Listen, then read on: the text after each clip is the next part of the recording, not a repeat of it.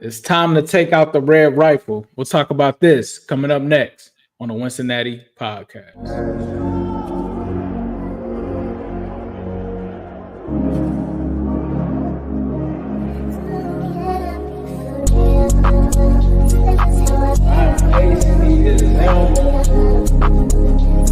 It's an exciting time to be a Bengals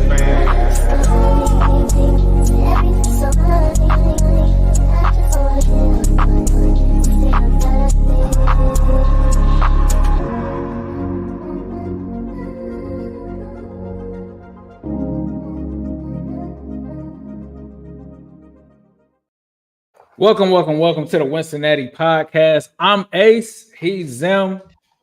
Bengals. Unfortunately, we're trying to keep the energy positive, right? Obviously, we 0-3, coming off a bad loss. So we'll talk about that. I know you guys didn't get to hear from Zim, so we'll let you guys hear from Zim. So we'll review the Commanders game. We'll also be breaking down Andy Dalton and those Panthers. Bengals going on the road this week to Carolina. We're going to break that down. Of course, this episode is sponsored and this show is sponsored by BETUS. So we got to give you the Wincy Play of the Week. So we're going to do that. We're also going to give you the game plan. How can the Bengals beat the Panthers? We're going to get into all of this coming up next. Hey, what's up, Bengals fans? Mike Hilton. I'm on the Wincinnati pod with Ace and Zim. All right, brother. Obviously, Bengals took a tough L this week. Offense showed signs of life. However, we're 0-3. I know the people didn't know. I think we told them on the last show you had kind of a watch party going on, but the people didn't hear your thoughts unless they were in spaces. Follow him at Zim Hude. Follow us at the Wincinnati Pod. Follow me at New Stripe City. But talk to the people about your thoughts about the game and let the people know. Where do I begin? I just like how Mike Hilton says, Ace and Zim. Like, here we are, brother. We back. Let me just tell y'all, I know that it seems very, very rough right now. Can you imagine how I'm feeling? I got a million people telling me how bad the Bengals suck right now. And the great thing about this opportunity right now is that I ain't here to sell you no dream. And I ain't here to tell you that the Bengals should have won and they didn't. And when you look at this game, there's not one thing that you could say that the Bengals do like in an elite level. And it's not one thing that I could say is that's the reason why they lost. It's Zach Taylor. It's Lou. It's bro, the special teams kickoff return. It took so much. It was like from a player standpoint, I can't even imagine. Like, people not talking about that return. Took the air out of the sails, bro. It took the air out of the sails. You could hear, like, I wasn't at the game, but you could just hear, like, uh-oh. Like, the uh-oh was like, I feel like the crowd was like, uh-oh. Like, bro, we're up 8. And this dude just, like, so Jaden Daniels was on the side just smiling the whole time. But the one thing that I can say is that the Bengals right now are a bad team. And I emphasize team. Because they have talent. I think a lot of people go off the deep end and they be like, bro, like, they suck. We should have did this, and you're not wrong. I'm not here to, like, chastise you and just make you feel like whatever, but you're okay to vent. And we need more people to push the front office. We need more voices. That's why we created Wincinnati. It's so that people can push, what they feel, how they were. But this is how I feel. I feel like the Bengals team is good still, as far as, like, the talent levels. But they're playing like dog crap every single week because they're never playing complimentary football. Whether it's week 1 and Jacoby Brissett only throws for 120 yards, you still letting Ramon Stevenson run all over you. Your offense looks like trash. Then week 2, your offense steps it up, but your red zone efficiency is trash. Stupid penalties and different things throughout, or the Joe Burrow fumble and all these. You see how I'm saying? It's like every single game, you can't really point to one thing. And I know that all bad teams always figure out a way. Shout out to the Browns. They figure out a way, even when they have all this talent, they figure out ways to lose games that they shouldn't win. And they figure out ways to lose games that they probably weren't even favored in to begin with.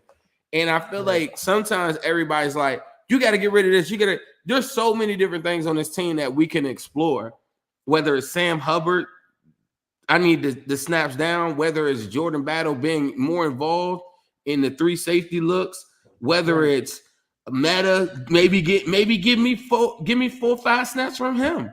There's so many different things. I thought that they were out coached, and Lou, as great as I think the world of Lou Anarumo, I thought he was severely out coached. Because if Jaden Daniels is going to be able to do that and be that comfortable for 4 quarters, then you're not who, you know what I'm saying? That's not a good game plan.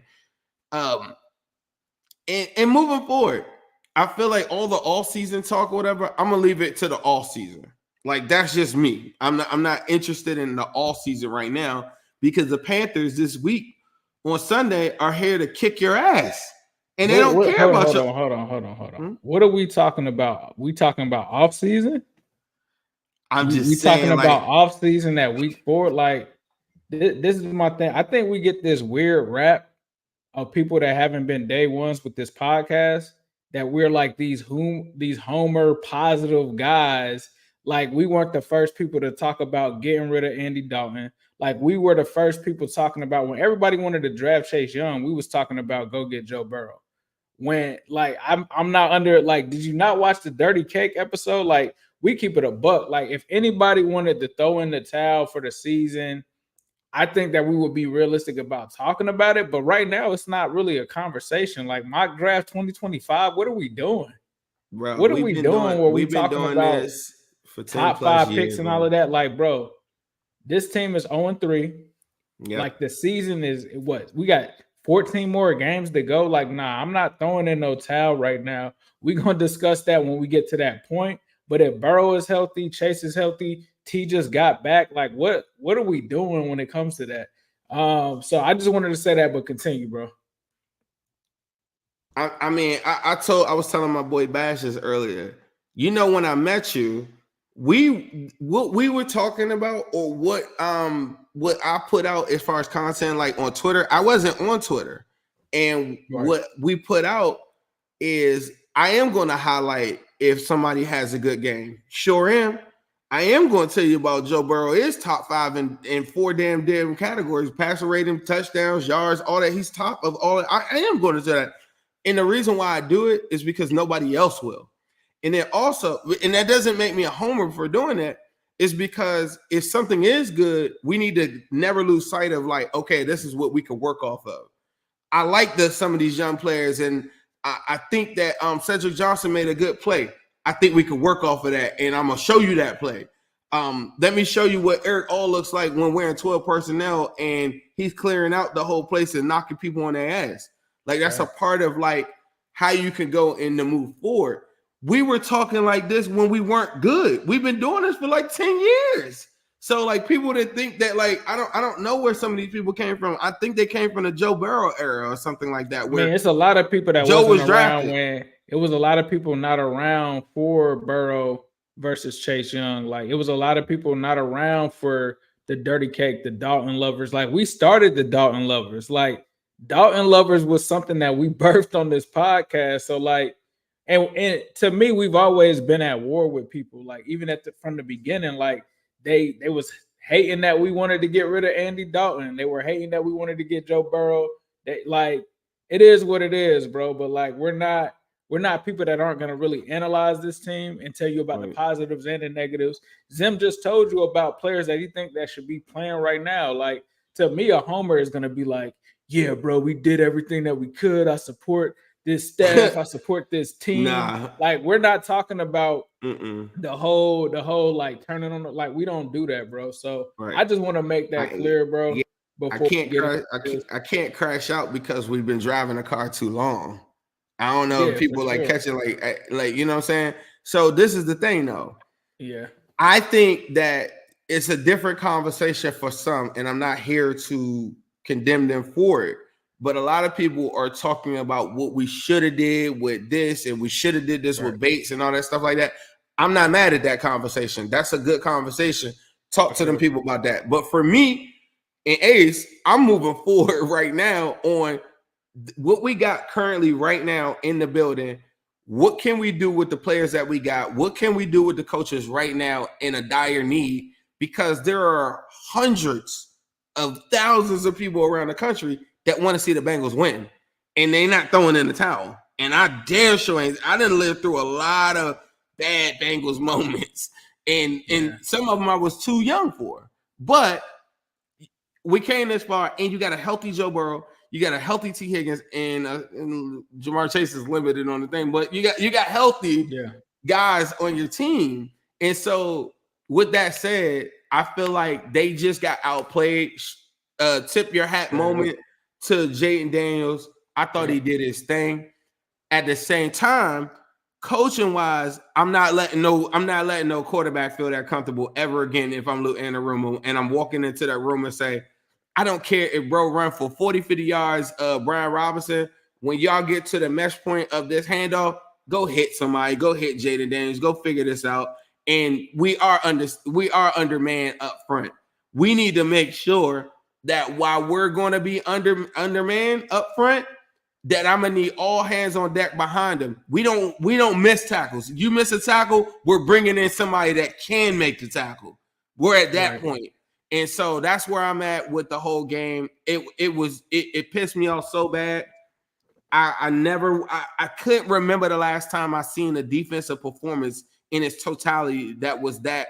That was nasty, bro. That was nasty and that's disgusting. I don't even want to talk about the offense. The defense was so bad. I couldn't fathom that. Completion pad. Like what? Like, do you know how hard that is to do? Even if they were just on like 7-on-7s, do you know how hard it is to do that in a like if we were just, you know how hard that is to do in just Madden? In Madden. Right, bro. He put up Madden numbers on you, and now we in here like, you know what I'm saying? Like, bro, it's a pride thing with me too. I'm like, bro, this dude on the sideline telling Bengals fans go home afterwards, telling us he don't want to live in Joe Burrow's shadow. What you trying to say, bro? Like, I'm pissed. And y'all, like anybody talking about hanging out, we done had this. I feel like we had this show 3 years straight, where it's like this little, you know, like where we're talking, and it's like, hey, look, I like the, like, if you're watching this show, you're a diehard for real.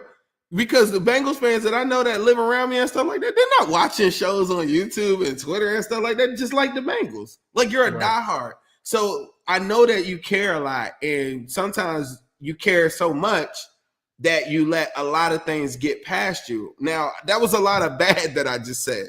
I will say that there are things that you could build off of. As bad as I think the front is up front, and I think it goes and it doesn't help out the secondary, Brian Robinson did only run for 2.1 yards a carry with the depleted defensive line with 6 guys currently injured. So you could say that. Now, the other end of it is like, yeah, well, the dude, Jaden Daniels, threw all over you, and that's cool. Joe Burrow did too. I talked about the red zone efficiency and stuff like that. They do need to be better at that. The difference between us hanging 40-something on somebody like the Bills and that small little thing is like, bro, they might have to go for it on some 4th downs. They might have to just go ahead and get into their bag also from a coaching aspect and free up some of this stuff. Some of the times when Joe Burrow's even scoring, even a Yoshi touchdown at the goal line, that's a tough damn throw. That's just him improvising and making something happen. And then, you know what I'm saying? It's just, I'm like, bro, it shouldn't be that tough with this amount of weapons. The one-on-one is somewhere out there on the field. I need you to see it, and I need y'all to coach it up. Chase Brown is running. Bro, we ran for damn near 7 yards a carry. We ran for damn near 7 yards a carry. Like Zach Moss and Chase Brown look lethal in this game. I was upset at certain points when they were running because we were running up against the clock, but they look like a dynamic duo. I always sit here and talk about Zach doesn't run the ball. He finally started running the ball. Like you said, there were some positives to take away from it. Offense started humming. But the negatives just ended up outweighing the positives and led to that result. But like you said, there's positives you can take away from it. Eric All looks like he's him. I mean, to me, he should definitely be tight end 2, maybe tight end 1, based off of how he was playing. Like, eventually, I mean, there were some things to take away from that game. But to continue, let's go ahead and pay some bills. Obviously, you guys know this show is sponsored by BETUS. we're doing a special giveaway, a new promotion with them. Forget the hold. 125% on your first 3 deposits. You can use the promo code YouTube150 and get 150% of that on your first 3 deposits. So make sure that you guys check out BETUS. We're going to have the Wincy Play of the Week coming up later in the show, so stay tuned for that. But it's a new sponsor alert. Let's shout out our good folks at Manscaped. All right, guys, it's the best time of the year. Football's back. We're talking Sundays, college football Saturdays, and glorious grind of fantasy football lineups. This is where your inner GM comes alive, setting the perfect fantasy roster, screaming at your TV, and making last-minute waiver moves that either make you a hero or the guy that everyone ridicules in the group chat. But listen, while you're over there making sure your fantasy team is dialed in, don't let your personal grooming become the guy that gets you left on the bench. Let's be honest. Nobody wants to fumble their grooming routine, and that's where Manscaped's Performance Package 5.0 Ultra comes in, acting as your all-in-one grooming playbook. From keeping things sharp down there below the Lawnmower 5.0 to taking care of those rogue ear and nose hairs with the Weed Whacker 2.0, this is the lineup that'll keep you looking like a champ on and off the field. Join the over 11 million men worldwide who trust Manscaped and get ready for kickoff by heading to manscaped.com using the code Wincy for 20% off and free shipping. Trust me, you'll be drafting the real MVP this season. All-in-one grooming kit are certain things that come with it. The Performance Package 5.0 Ultra is the complete grooming playbook. It handles anything from below-the-waist maintenance to taking care of those nose and ear hairs. Consider it your winning lineup, helping you feel clean, confident, and ready to dominate your fantasy league. The Lawnmower 5.0 groin and body hair trimmer. This is a franchise player of your grooming roster with precise trimming capabilities. The Lawnmower 5.0 is built for performance. It's reliable, it's efficient, and it gets the job done without fumbling. Whether it's for date night or the weekend or just everyday grooming, this is the tool that you need on your squad. We all know what it takes and how it is when you guys have a funny kind of story in terms of being embarrassed with that grooming down there. This is something that's going to help you, especially when you talk about the ball aftercare. None of us really use it. They provide it. You talk about the post shave. This gives your most valuable players some TLC, the crop soother, ball aftershave lotion, and crop preserver, anti-chafing ball deodorant. Make sure you stay fresh and comfortable through every quarter of your day. We all know what happens down there. You don't want to be embarrassed when that special moment takes place. Free gifts included. You're going to get the Performance Package 5.0 Ultra. It doesn't just stop with those grooming essentials. It also comes with 2 free gifts. You get the Boxers 2.0 Midnight Bravado, as well as the Shed Toiletry Bag. Premium gear that ensures that you're always ready for action, whether at home or on the road. Once again, you can get 20% off free shipping by using the code Wincy at manscaped.com. That's 20% off and free shipping with the code Wincy at manscaped.com. Stay on top of your grooming game and be ready for anything that this season throws. Yes, sir. Yes, sir. Your balls will thank you. Tap in with manscaped.com. Don't forget to use that promo code Wincy. Let's talk about this Panthers game coming up, bro. The Bengals-Panthers preview. Andy Dalton and the Red Rifle coming to or we're going to Carolina to go take him on. He's coming off of a 300-yard, 3-touchdown game. Our biggest op from back in the day, Blandy Dalton. What are we talking about with this game? It's a lot, man. I'm so desperate for a win. I feel like a crackhead, just like, please, just let me get one dub. Like, this is crazy that we're at this spot where we're actually nervous, or like at least I'm nervous about this game. He's coming off a great performance, and we benched him on his birthday, so like, I know he ain't forget about that.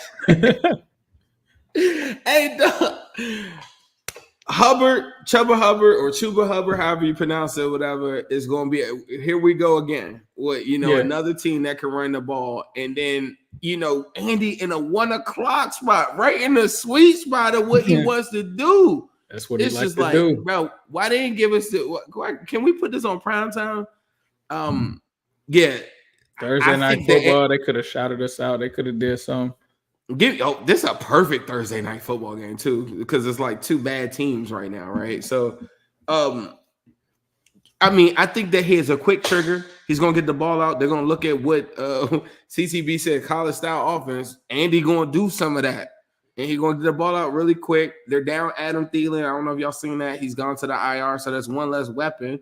But Deontay Johnson is still a guy out there. They still have guys like Leggett, who I think that matchup with him and CTB cannot afford to give up another big play like that. And that's a matchup that I think he's got to take head on. I would take CTB versus Leggett straight up. I would go Dax Hill against Deontay Johnson with help over the top.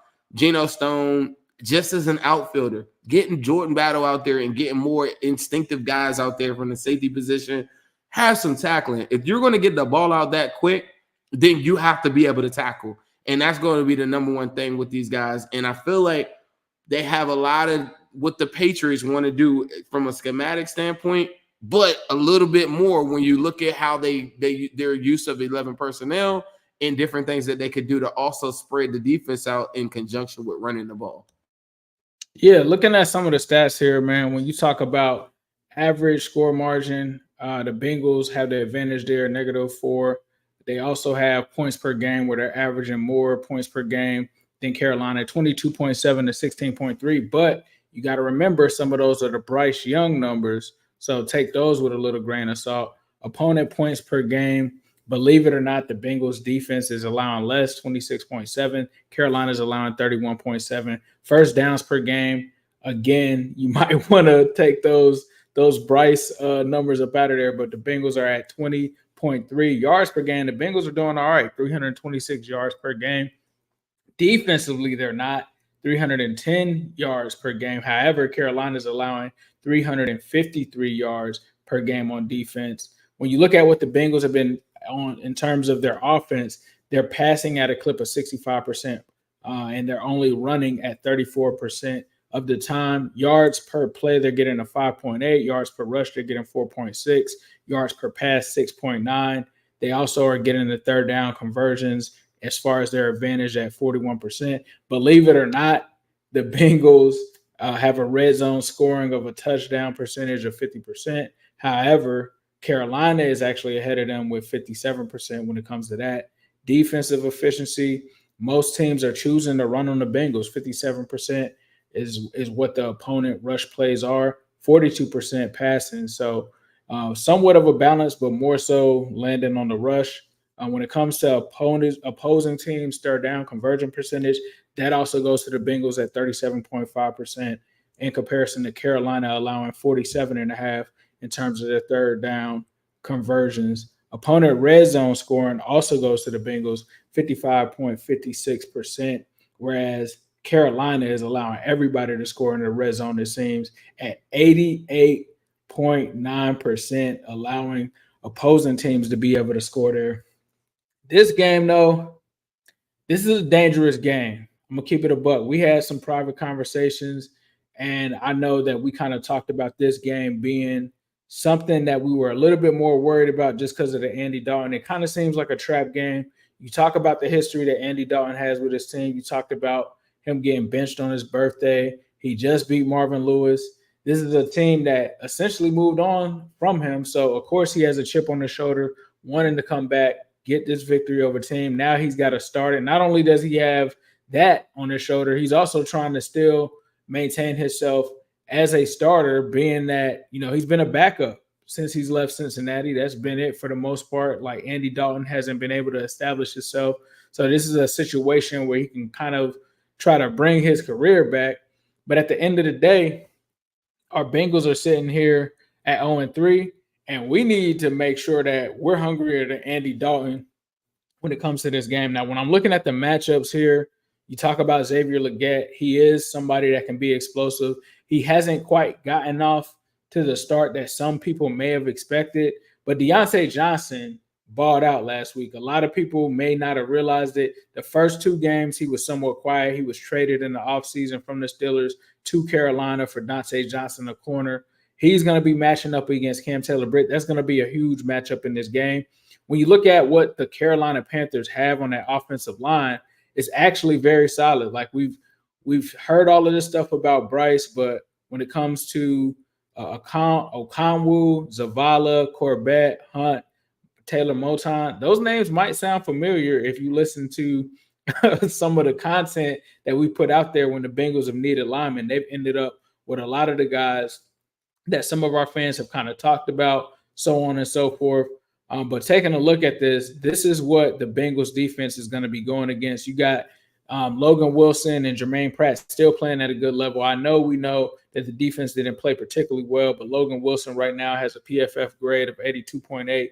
Jermaine Pratt, 70.8. Trey Hendrickson is that guy. He's going to be going against Okonwu. Andy Dalton right now with that 77.2 PFF performance. Then you talk about Chuba Hubbard, who's got the 5th best PFF grade out there. When you flip things to the other side, some of the other matchups that we're going to be looking at, Orlando Brown versus Johnson, defensive end. Clowney, remember that Clowney episode? Clowney's going to be going against Amarius Mims. PFF didn't like Amarius Mims, but honestly, I thought that the kid played pretty good outside of giving up the sack. I think stuff on Twitter where people were showing that Amarius Mims was able to settle into that role. You talk about Yoshi going against the corners that they had, the nickel corners. You talk about Horn going against Chase. I mean, this is going to be a pretty solid matchup. Are there any matchups that you're looking at from this that the Bengals should try to take advantage of? I know that ain't who I think it is. That's Scott. That's our boy. Oh, Nick Scott. Nicholas. Nicholas is there. Nicholas gonna have to help out. I've seen some confident Panthers fans talk about J.C. Horn locking up Chase. I pray that a team is stupid enough to play him one-on-one. I just pray for that day. I hope it's them. So, man, I just think it's just I can't believe we're here, bro. Like, I really can't believe we're here. The matchups that I think are going to be really good. I think the Leggett versus CCB one, I would just try to eliminate him from the game. It's the same thing we've been saying every week, though. You got to be able to stop the run. You got to get these guys like Chase involved early. I think them going off the 12 personnel side, I think the urgency level is going to be at an all-time high to me. Like, if they get past the 50-yard line, I'm looking at going on every 4th down. Like, I'm at that level. And I think it could be kind of risky, but I feel like they're in a situation where they got to bring it to them just like how the Commanders brought it to us. And you got to take some risks to get it. And that's also a feel for the game type of thing, too. If the game is pretty tight and we're talking 3rd quarter or something like that, and you're handling business, sure, you know what I mean? Like, just play field position, do all that. But I'm just saying, like, early on in this game, whatever, I'm not leaving nothing to chance. I think that there are some matchups like the Scott one that you can exploit. I think that the Bengals have a mismatch. I feel like we could just record the show and loop this every single week. If a team wants to play us like singled up, so be it. Like, and we'll cook you. But if they're going to double team like they have been, then you got to run. But your defense has to be able to tackle and get people off the field, or none of that running stuff even matters. Like I said, we just ran for 7 yards of carry this past week, and nobody's even talking about it. Zach Moss had 100 all-purpose yards. Nobody's even talking about it because when you lose, it's just not a conversation piece that anybody really wants to hear. But I think that they have a chance to do some of those same things. It just really is about the defense. I think now that Tee Higgins is back, I think people got a chance to see, you could double team Jamar Chase all game, but it's going to be a lot of other people open. I love how Yoshi's maturating into wide receiver 3. I think he's going to be a wide receiver 3. And here we go with Burton talk again. Let's get Burton involved in the game too. So, and the number one thing too is they have to finalize all of these plays. All these drives and get touchdowns. Like, they cannot settle for the ball was moving, Gesicki, whatever, and then we can't come back to the show and be like, man, we almost had a touchdown there. Like, they actually have to go get those touchdowns. Like, I'm so done with this. Like, they have to go through. And, you know, I know in the offseason when they signed Tee Higgins to the franchise tag, that wasn't a big deal, I think, to Bengals fans, because we're like, bro, why you ain't extend them long term?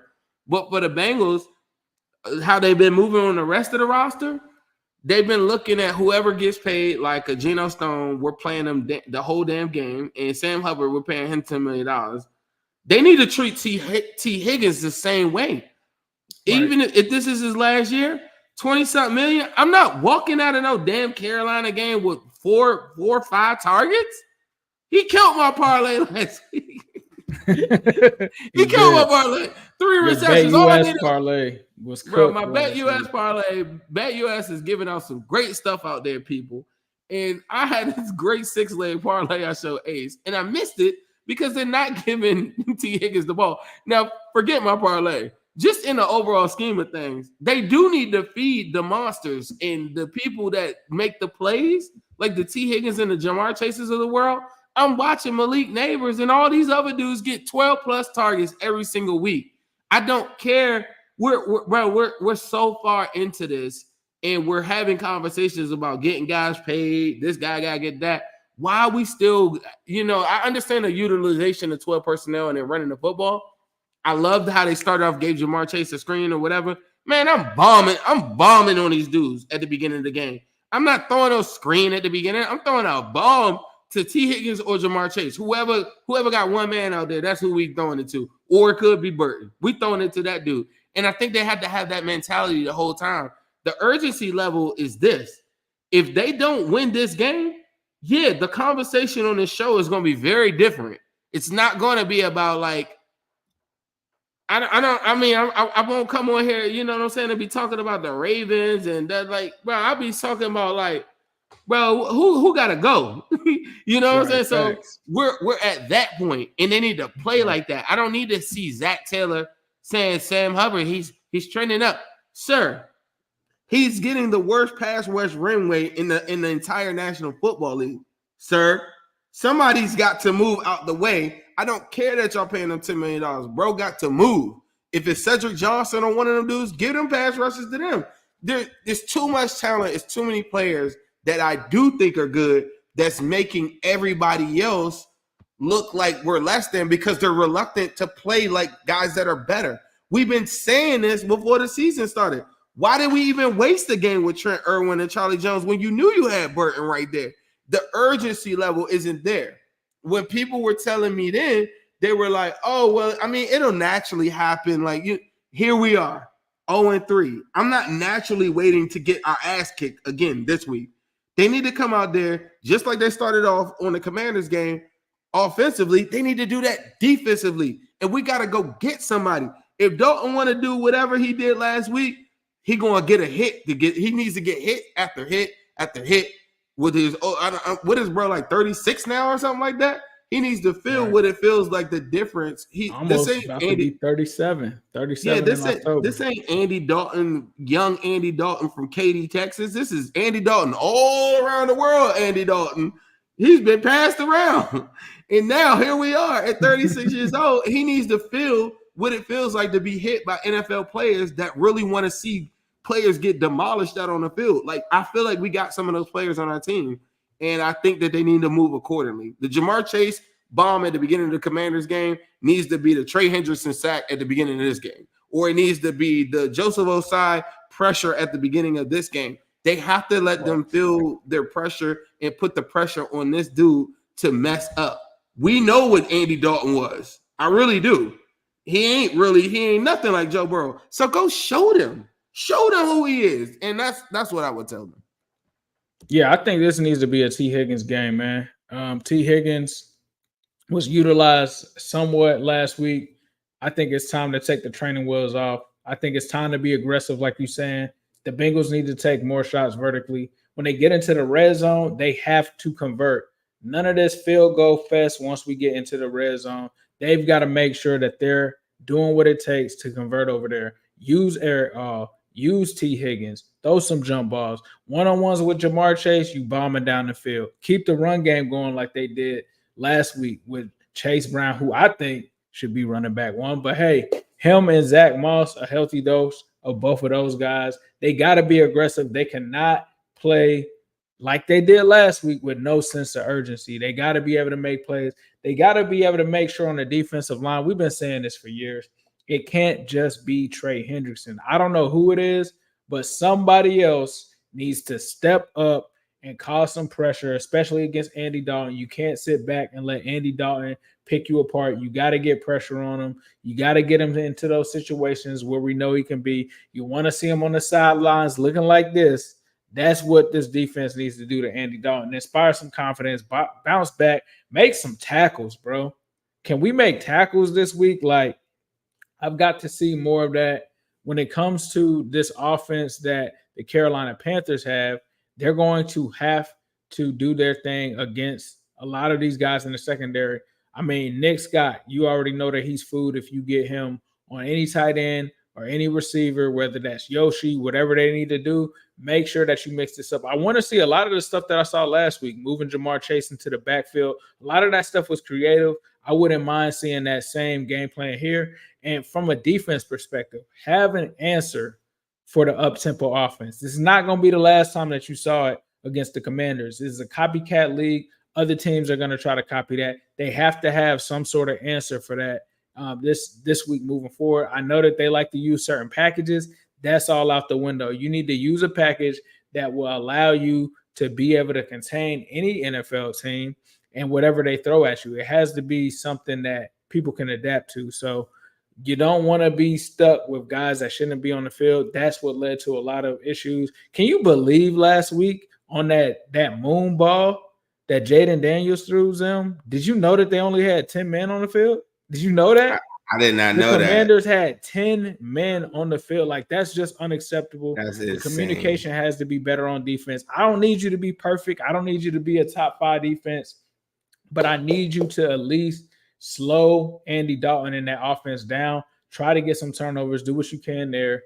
But the Bengals need to establish themselves, and they need to be punching these guys in the mouth, and they don't need to let up. They punched the dudes in the mouth, and then they went back, got punched back, and then they just kind of sat there for a second with field goals and missed stuff.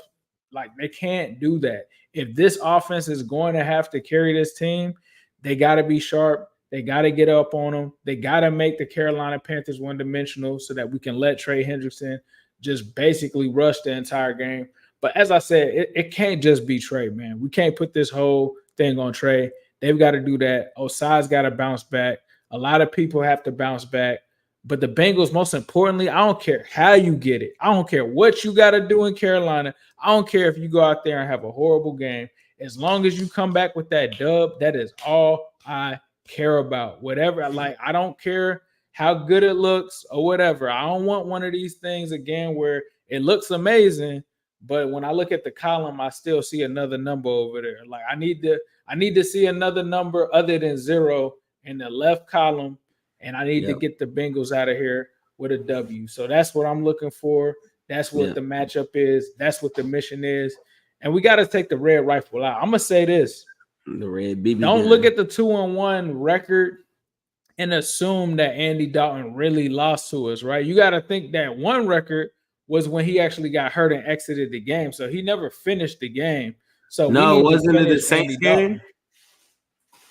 I'm not sure. I think it was one where PJ Walker or something came. I can't remember exactly, but I just wasn't a quarter. He wasn't. Remember the Saints game that me and you was at? It may have been him. I'm not sure. You guys can let us know in the chat who it was, but Andy ended up leaving the game. I remember he started off the game. He ended up losing. So, hey, I don't even care what game it is. This game, we need to get that W. And that's all that I feel like I'm concerned about. It looks like it was the Saints game. So it was the game that we were at. I didn't even remember Dalton was there. You don't remember the dude that was in front of us? We were like, yeah, we're going to show you what Dalton is eventually. And after we scored the touchdown, they did like a 3-and-out or something like that right after, Jamar Chase got the touchdown. One thing that I did notice that, and I just briefly watched it. I want to watch their game some more. But he was 5 of 12 on 3rd down. They didn't go for it on 4th down. So if you're excited about a team that just cooked us on 4th down last week, they were 5 of 12 on 3rd down. they did also control the time of possession in that Raiders game as well, too, winning the the time of possession battle. Another thing, they had 12 possessions in that game. So a lot of 3-and-outs, fast-paced game, whatever. You have to limit the opportunities that you give like a lesser than team to cook you with. In the Bengals too, if the money isn't going to be allocated to the defense, and we know who our defense is, and we understand that they take these spots where we're generally up and then make something out of it, we need to cause a turnover, just like how we did in the Chiefs game. But this time, let's win the game, and let's not leave it to the refs or anything like that. But they do need to go and make something happen. They got to make some plays. That might be a Cam Taylor Britt interception, might be a Jermaine Pratt punch out. But they do need to do that, and I would love for them to do that early to take a lot of the win out of their selves. And my last point, our special teams, McPherson, don't miss no extra points, don't miss no field goals, and the coverage on it. The new NFL, because it's such a dink and dunk league, I don't even mind kicking it out the end zone and giving it to you at the 30. I really don't. I haven't seen too many teams getting cooked by starting their drive 5 yards further down the field. It is what it is. Like, I wouldn't even take that chance unless you feel so amazing about your punt coverage and kickoff coverage or whatever. I mean, which they haven't looked that great to me all season. So I don't know. Yep. Speaking of things that look great this season, let's toss it to our friends at Midwest Best Barbecue. G-Funk wings and them CTVs. Midwest Best is the place to be for queuing wings. Midwest Best is the place to be for queuing wings. It's the Ace to the Zim, M into the B's. Uno wings, G-Funk wings and them CTVs. Midwest Best is the place to be for queuing wings. Midwest Best is the place to be for queuing wings. Say what up to Jordan Battle. We be going to battle. Intercepting balls like CTV did on Seattle. Putting 6 up on AZ.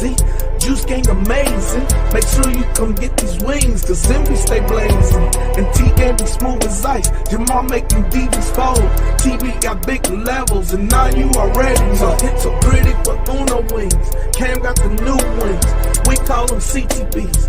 Only at MBs. H to the Zim, M into the B's. Shout out to Midwest Best Barbecue, 669 Justice Court in Loveland, Ohio. Some of the best food and best wings in the city. Make sure that you check them out. You saw the beef brisket. You saw the pulled pork. They got the mac and cheese. They'll get you right. The Arnold Palmers I talk about. If you don't know what an Arnold Palmer is, iced tea with the lemonade, half and half. Do your thing. They'll get you right. Make sure that you guys check out Midwest Best Barbecue in Loveland, Ohio. And maybe you can hit up Food Stamp Mac to go and get some of your wings and stuff. They said that man is not Money Mac right now. He's Food Stamp Mac.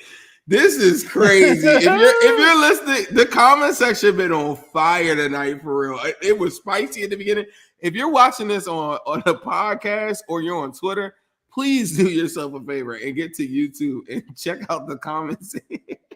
They go to man. Food Stamp Mac is insane. I don't mind. Like, this is another thing too. Bengals fans coming here, just to vent a little bit, and like, I understand y'all frustration, bro. Like, I'm with you 100%. They haven't played. Then the level of play that they play is unacceptable, and like I said, it's had everybody's hand in it. So like, I think you got to be able to laugh at some of this stuff. Like, I feel like we could cook ourselves. I don't like ops talking to us crazy, but we could cook ourselves because we got the same goal. We all want to win, and we're pissed. I'm pissed. I can't believe that the Bengals just did that to the Commanders, bro. Like, I'm pissed. Like, that was terrible, bro. We have to get past that, though. Let's get past that. Yes, sir. So, talking about wins, let's talk about the Wincy Play of the Week. We got a couple different bets here. I'm looking at this point spread, and I feel like the Bengals are going to be able to make this spread because the Panthers have lost 7 of their 8 games against teams that held a losing record. The Bengals have won each of their last 4 road games against NFC opponents. The Panthers have failed to cover the spread in each of their last 7 games at Bank of America Stadium when playing with a rest advantage, which they do have. Bengals played on Monday night. The Bengals have covered the spread in each of their last 4 games against NFC South opponents, and the Bengals have won the first half in each of their last 4 road games. So I think when it comes to that, I'm going to take, I got to log back in. I'm going to take the Bengals here. I think the Bengals are -4, as it says here on betus.com. I'm going to go ahead and take that. Zim, what are your thoughts on that? Do you think that the Bengals cover? How are you feeling about it? I know we put in some things last week. What are you thinking? I'm thinking the Bengals. Yeah, I think they do. I'm a little superstitious about like telling my score prediction, but this ain't a score prediction. This is just you covering some points. Yeah. You know what I mean? So it could be 4 points, but I think we 0. 20 you know that this opened much larger than this. This was even 4.5 yesterday. So a lot of people are placing money on the Panthers. I think the Panthers money line to bring this down. So money line is 1.70. Yep. So all the money's on the Bengals. I'm taking the Bengals. Bengals got to get out of here with a win, bro. We need to get a dub. Let's put a 50 on this, man. Let's put a 50. Pretty much doubling up your money for a team that has no business even being anywhere near like the Panthers. Like, yeah.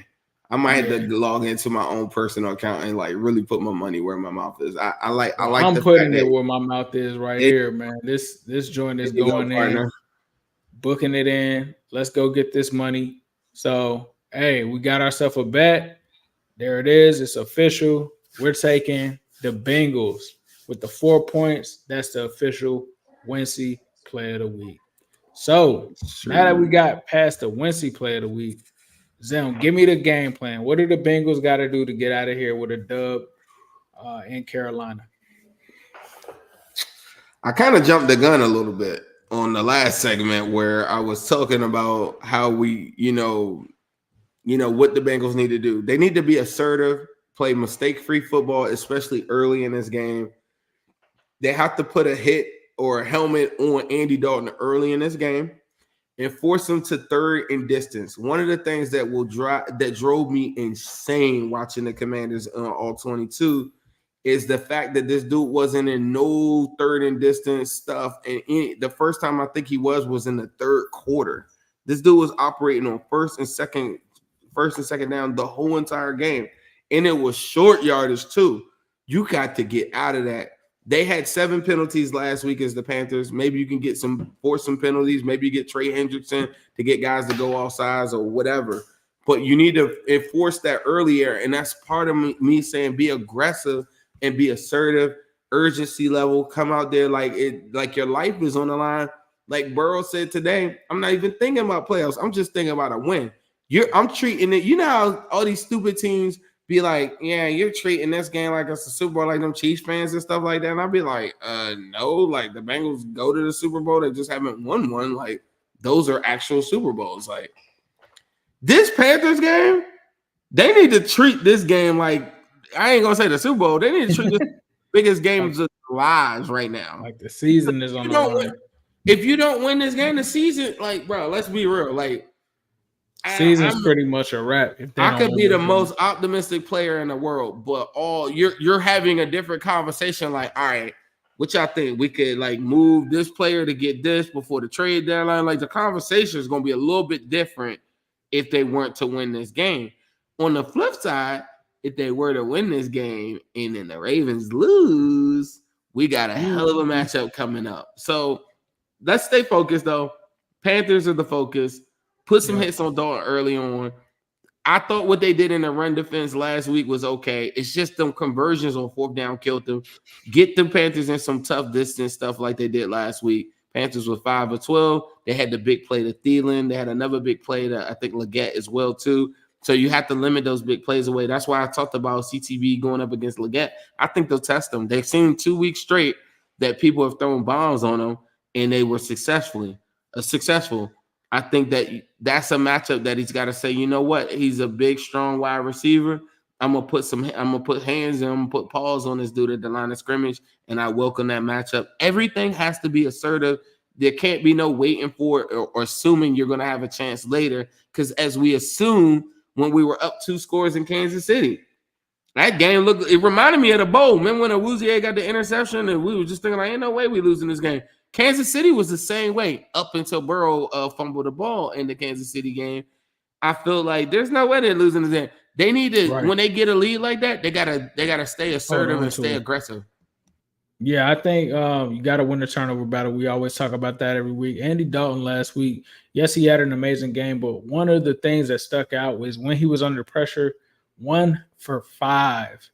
So he wasn't doing any of that when he was under pressure. Also was sacked twice. That was his lowest pressure condition from where it was from that standpoint. So you got to get pressure to Andy Dalton. You got to have him under the rest so that he's making those mistakes. You got to be able to convert on third down and in the red zone. Those are 2 key places that the Bengals need to establish. They can't do these 3rd and 10s, 3rd and 8, 3rd and 12. Like, we need 3rd and shorts. That's what we need. And on defense, we need to stop teams from being able to have these 3rd and shorts. It seemed like every game last week or every down last week that the Commanders had a possession, they were in 3rd and short every time, so it made it easy for them to convert 4th downs. The Bengals could not allow them to establish that. The Bengals have to limit their offense. Don't allow any explosive plays. The defense has got to get off the field, right? And the offense has got to make sure that they are not playing any kind of field goal fest. I know we signed McPherson. This isn't a McPherson game. This needs to be this offense constantly scoring, being consistent, converting in the red zone, making these explosive plays a part of the game plan, and making a defense adapt to you. Too many times the Bengals try to adapt to the defense, take the check downs and stuff like that. You cannot be conservative. You got to play like your season's on the line, because the reality is it is. You can't come back from 0-4. You got to get out of there with a victory. Special teams has got to be better, guys. Returns, all of that, like Zim was talking earlier, kick that up out of the end zone. Like let's not allow returns and stuff like that to turn the ties in the games. And we got to be able to tackle, man. We got to be able to wrap up. We can't allow these teams to expend plays based off of that. Keep Andy Dalton at bay, tone it down, make sure that you're in control of this game, control the time of possession, and you get out of here with a victory. All right, partner. So that's going to wrap up our show for this week. Was there anything that you wanted to say before we get out of here? Ain't nothing else I can't. This way. Ain't nothing else I can say, bro. They got to win, bro. That's it. That's it. That's all. Let's get it. That's it. Just get a win. Yes, sir, ski.